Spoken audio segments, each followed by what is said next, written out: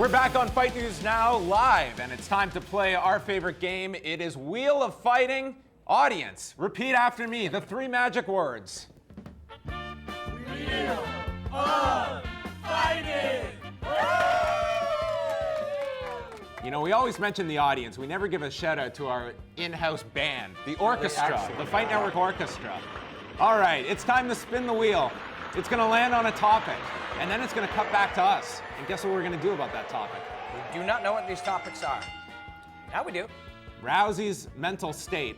Robin, you chatted earlier this week with a woman named Tracy Trudeau and kind of got to approach this subject with kind of the depth that it requires. To be honest, I don't think we can summarize much in a minute here, but you did a great job. Well, it's a really interesting thing because there are people, psychologists. Psychology is actually a complex science. It's not something we sit around on our couch and go, man, that guy's a loser, or what a jerk Ronda Rousey is. It's a complicated thing. From the time that she was young, her sense of who she is has been attached to being a great combat athlete. Of course it's going to be traumatic. I can tell you personally, it's traumatic anytime you lose something or fail at something that's incredibly important to you. But when you see somebody go in there and the very definition in her mind of who she is taken from her with that kick to the face, you know it is going to be traumatic for her.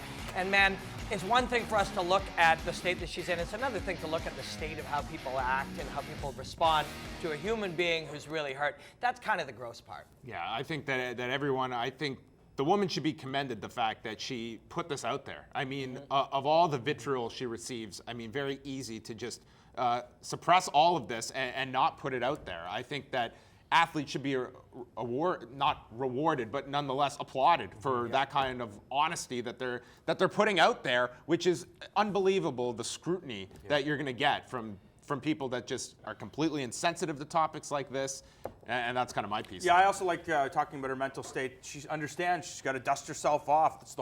That's the meaning of mental strength. You got to get back on the horse, and it looks like she's embracing that. So that tells you what type of person she is. I think we handled this pretty well. All right, let's go to the next topic as Wheel of Fighting continues.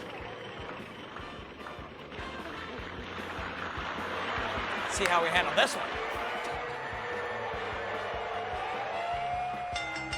Better signing.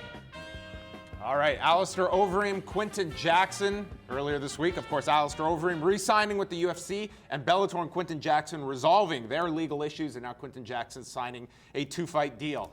I don't know if you could necessarily rank these two because I think it benefits each promotion individually. Of course, Bellator would have wanted Alistair Overeem. UFC wanted Quinton Jackson, but I don't think Alistair Overeem makes a whole lot of sense career-wise to go to Bellator, where he has very big fights at UFC.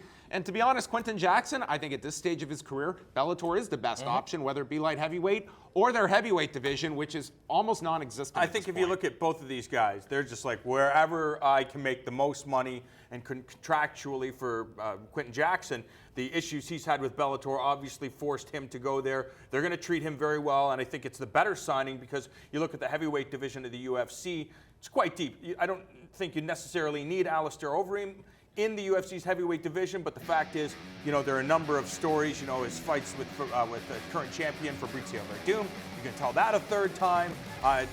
There's a slew of fights that are still fresh fights for Alistair Overeem, but for Quinton Jackson, he's the brand. I think if Bellator can really attach themselves to Quinton Jackson, I think their numbers will steadily climb. Hey man, which one has the longer time too? That's got to be a question. You know, Overeem has taken a lot of abuse in his time, but he still feels like the guy who's still gunning for it. You know, the guy who still believes he's gonna go all the way to the top. Whereas Jackson's like, hey man, pay me and I swear to you I'll put on a good show. I think they're both gonna win, kind of. Both organizations and both fighters. You know, this is what you get from Rampage. Rampage is gonna show up, he's gonna have the chain, he's gonna howl, he's gonna throw some crazy punches, and people are going to go, oh, it's Rampage Jackson. And I think that's a great fit for Bellator. You know, I was reading some cat's writing over at Forbes.com.